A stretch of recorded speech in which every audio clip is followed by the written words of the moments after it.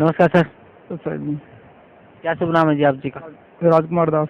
Sir कहाँ से आए हैं आप?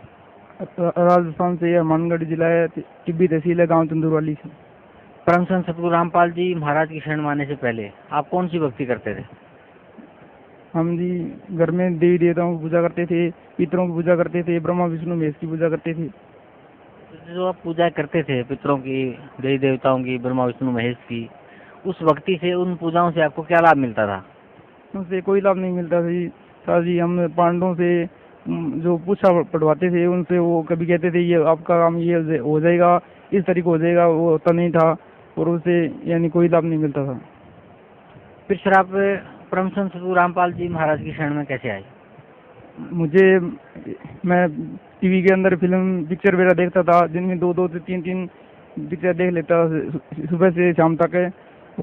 और उससे कुछ दिन पहले मुझे एक भक्त मिला और भक्त मिलने से कुछ दिन पहले मैं यानी कि टीवी के अंदर यूट्यूब पर ये एपिसोड देखता था महाभारत का। उसमें एक दिन मैंने सर्च किया, उसमें यानी कि गीता का सार क्या है, और उसमें से यानी मैंने पढ़ा कि गीता के अंदर यानी कि कर्म करता चल और फल की इच्छा मत करें, और ये मैंने पढ़ा था। और दूसरे दिन मैं यानी दुकान पर आकर सफाई वगैरह करके बाहर खड़ा था और उसमें ये भक्त आया और हम चर्चा कर रहे थे गीता का ये सार है, और उसने बताया भी आपको वास्तविक जानकारी के लिए ज्ञान गंगा पुस्तक पढ़ना आप। फिर उन्होंने मुझे पुस्तक लाकर दी, फिर मैंने उस पुस्तक को पढ़ा और फिर भगत ने मुझे डीवीडी षष्ठी रचना कर ला कर दी। फिर मैंने उसको देखा, धीरे धीरे देखना स्टार्ट कर दिया। फिर इस तरह मुझे ज्ञान हो गया और मेरे मन में मैंने विचार बना लिया कि संत रामपाल जी महाराज की शरण में जाकर कल्याण करवाना चाहिए और उनसे उपदेश लेना चाहिए। फिर मैंने घर पर मम्मी से बताया कि मैं वहाँ पर संत रामपाल जी की शरण में जाऊँगा और वहाँ से उपदेश लेकर आऊँगा। मम्मी ने मना कर दिया और फिर मैं यहाँ पर आया और यहाँ पर सत्संग सुनी गुरु संत रामपाल जी महाराज की, और यहाँ से उपदेश ले लिया। सर परम संत सतगुरु रामपाल जी महाराज से नाम उपदेश लेने के बाद आपको क्या लाभ मिला? सर संत रामपाल जी महाराज की शरण में आने से मुझे बहुत से लाभ हुए।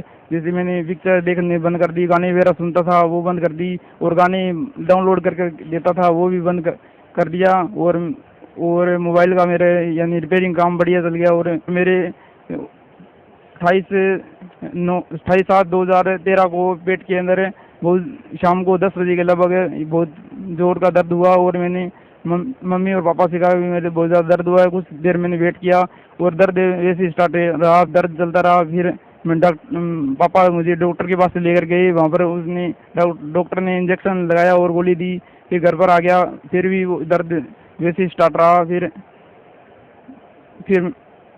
फिर वो मेरे उल्टी स्टार्ट हो गई, उल्टी से वो गोली वगैरह यानी बाहर आ गई, और फिर मैंने दोबारा गोली ली, फिर भी और उल्टी हुई।